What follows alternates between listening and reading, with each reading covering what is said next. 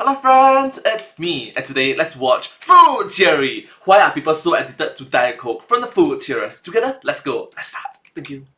The cult of Diet Coke, one of the most rabid fan bases on the planet. But why? What is it about this drink in particular? It's not the taste, it's not that it's got people addicted to the soda. In fact, it was never just a soda. And today, I'm exposing it for what it is.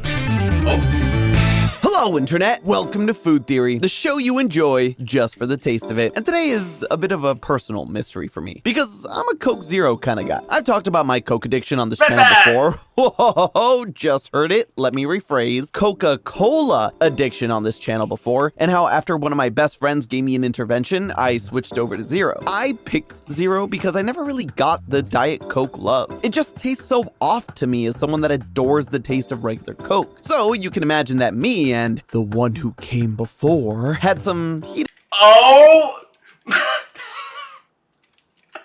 debates about which was better. And it's not just him. The whole fan base of Diet Coke drinkers is on a whole nother level. Which side do you fall on? Let me know in the comments below. Now, let me just say that... Alright, thank you so much. Remember to comment down below. Thank you.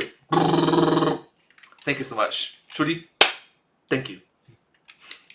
From the outside, the cult of Diet Coke is fascinating to observe. There's a whole community of people who bond over their unquenchable thirst for the drink. There are numerous celebrities that stan the brand, including Ben Affleck, who has a Diet Coke soda fountain in his office, and Tom Hanks, who pioneered a mixed drink called the Diet Coke Pain. No, you heard that right. It's a drink that's 1 part Diet Coke and 1 part champagne. Diet Coke Pain. Why? The cult power is so intoxicating that recently a YouTuber was arrested in India for setting foot on a forbidden island in an attempt to leave a can of it as a gift for a protected indigenous tribe. Bruh. So what gives? Why? Yeah, and it's a miracle. It's a miracle that he's being jailed and not dead.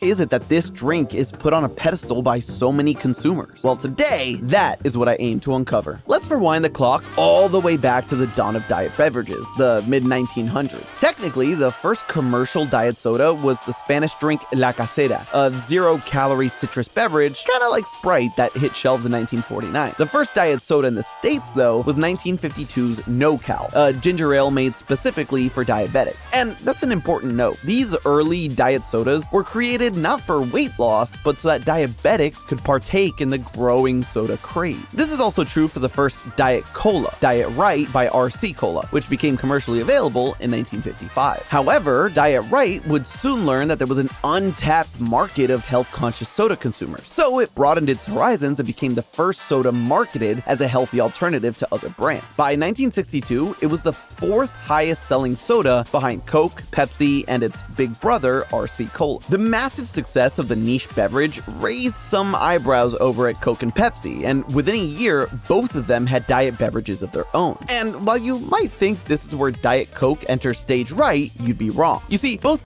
Alright, wow. I can't believe that Santi from the Food Theorist is actually going through the history. It's a long history. It's like our grandparents, our great-grandparents' eras. Wow. Coke and Pepsi were afraid of diluting their name brands on a potential passing fad. So Pepsi released their Diet Cola under the name Patio. And Coke, they created Tab. Yeah, that Tab. The soda that you probably only know of because it's infamously the butt of so many jokes. That said, Tab didn't start off as a joke. It started off as liquid sexism. What I mean by that is that while Tab and his competitors were conceived to serve a health-conscious consumer base, they were all aggressively marketed towards body-conscious women. In this era, Diet soda wasn't sold on its perceived health benefits. It was a product that could help a lady adhere to beauty standards so that she could land a man. Take this notorious ad, for example. When you can't be with him, be in his mind. Be a mind sticker with a shape he can't forget. That's an oof. But despite that, it actually did decently in the soda market against Patio. Sign of the times, what can I say? But it eventually faced criticism due to its primary sweeteners, cyclamate and saccharin. In 1969, a study found that cyclamate increased the chance of bladder cancer in lab rats. This led to Tab's primary sweetener being banned by the FDA. So Coca-Cola switched up its formula to depend solely on saccharin for Tab's sweet taste. This would essentially solidify Tab as a gross tasting drink because high concentrations of saccharin produce a bitter, metallic aftertaste, an aftertaste that cyclamate had previously neutralized. With Tab now tasting like Magneto's backwash, Coke realized that they needed to change the sugar-free soda game. So they put their top minds on a top secret mission, Project Diet Coke. That covert team eventually landed on altering Tab's recipe to feature the newly approved chemical sweetener aspartame, and thus Diet Coke was born. Yup, you heard that right. Finally, I have an answer as to why Diet Coke tastes nothing like the OG. Diet Coke's flavor is actually based on Tab and not classic Coke. That's why there's also Coke Zero now, because it's the sugar-free version of regular Coke, and why I personally prefer it. Diet Coke was unveiled in August of 1982, so if we're looking for the genesis of the Diet Coke cult, this is where it all began. Now, on the surface, how 1982, that's like 43 years ago. 43 years ago, bruh. So technically speaking, our grandparents could have drank it when it first came out. Maybe. Diet Coke indoctrinated America is pretty simple, but fascinating nonetheless. Because if there's one thing Coca-Cola does better than soda, it's marketing. And make no mistake, Coke is the GOAT. After all, there's a reason why Mad Men ends with Dawn writing the Coke jingle. There's a reason Santa put down the milk and cookies for soda. And there's a reason kids say, Jinx, you owe me a Coke, and not you owe me a Pepsi, which would truly be the darkest timeline. Instead of targeting just aspiring housewives, Diet Coke's research team identified that baby boomers of all genders and lifestyles were feeling 20 years older and 20 pounds heavier. So they landed on a marketing campaign that would highlight Diet Coke as a great tasting drink that just so happens to be sugar-free, hence the original slogan. And you're gonna drink it just for the taste of it. By now, you might be saying, okay, Santi, tons of sodas have marketing. What makes Diet Cokes so unique? Well, I'm glad you asked, disembodied voice in my head, because no soda in history has had the rollout behind it that Diet Coke had. As it turns out, unveiling Diet Coke wasn't the only big event for Coca-Cola in 1982. They also bought a movie studio that year. Coca-Cola bought Columbia Pictures for $750 million.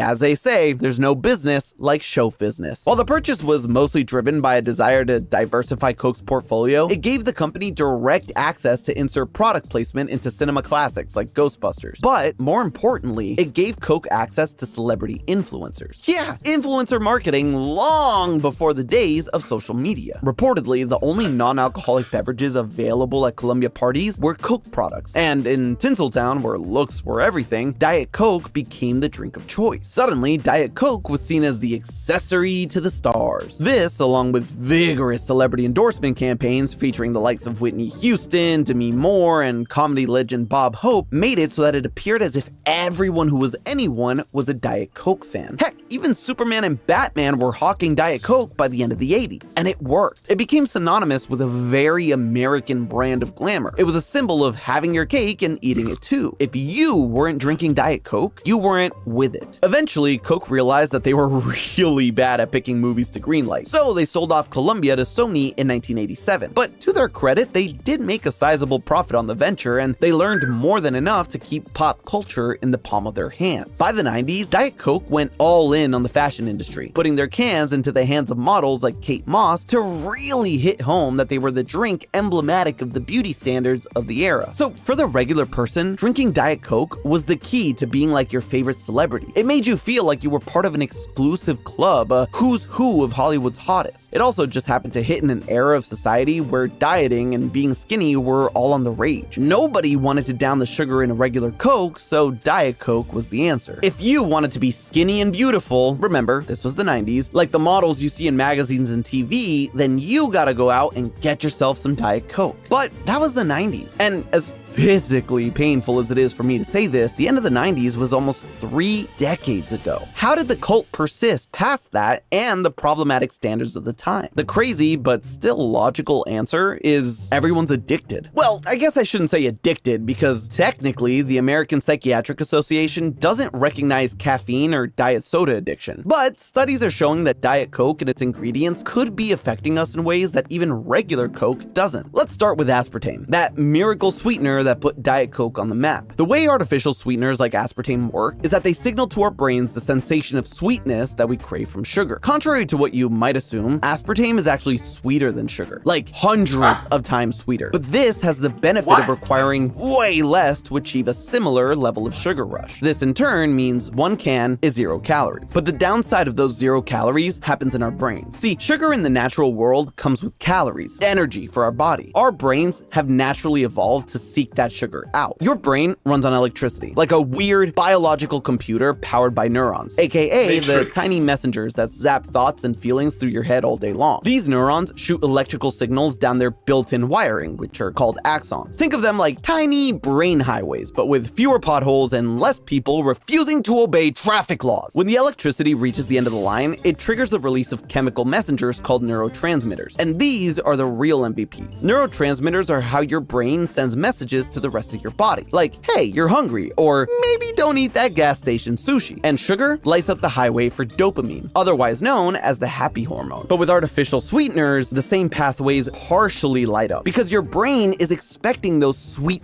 calories, but it never gets them. So your brain tells you to drink more. Eventually, the calories will come, right? You and I know they won't, but your brain keeps begging you to chug, hoping they will. You're already craving the next sip before you're done with the first one. It's not technically an addiction, but boy, does the shoe almost fit. Then there's the caffeine factor. And this is what really sets the Diet Coke apart from the Coke Zero. Upon investigation, you'll find that one can of Diet Coke has 46 milligrams of caffeine, while Coke and Coke Zero have 34 and 32 respectively. That's between 35 and 43% more caffeine, which means that Diet Coke aficionados develop a heck of a caffeine dependency, especially because they tend to knock more of them back than, say, regular Coke because they aren't worried about the caloric intake. So kicking the Diet Coke becomes a lot harder when you take those factors into account. But this is something Especially it incentivizes our own brain, the human brain, to have more of it.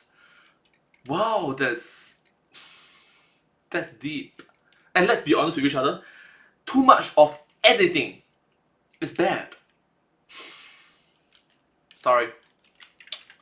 something that's been talked about before. It still doesn't tell us the whole story, because a slightly higher caffeine level probably isn't the reason everyone loves it so much. After all, it's still less than a regular cup of coffee, and other diet sodas use those artificial sweeteners. Any pseudo-addictive qualities in those sweeteners doesn't explain what's so special about Diet Coke. For that, you actually have to go back to the beginning. Or I guess the beginning is coming back to us. See, back in the 90s, Diet Coke was the drink you needed to have to be part of the exclusive club of the hottest of hottest celebrities, like we covered earlier. Wanted to be like Batman? Diet Coke. Wanted to be that super famous model you saw on every magazine cover? Drink a Diet Coke and you're practically on a first-name basis with Kate Moss. But Coca-Cola realized that problematic beauty standards don't make a loyal consumer base. Yet here we are, with a cult on our hands, and a Diet Coke that has been seeing a resurgence lately. Diet sodas in general, in part because of Gen Z staying away from alcohol and becoming more health conscious. So 0-calorie, zero-sugar drinks are the natural sweet alternative. But the fan base seems reinvigorated. How did Coca-Cola finally figure it out? Well, with some help from none other than Kate Moss. Yeah, the same model that drove the Diet Coke frenzy in the 90s is now the creative director for the brand. Suddenly, it was all the rage to be drinking Diet Coke again. Everything from the hashtag Diet Alright,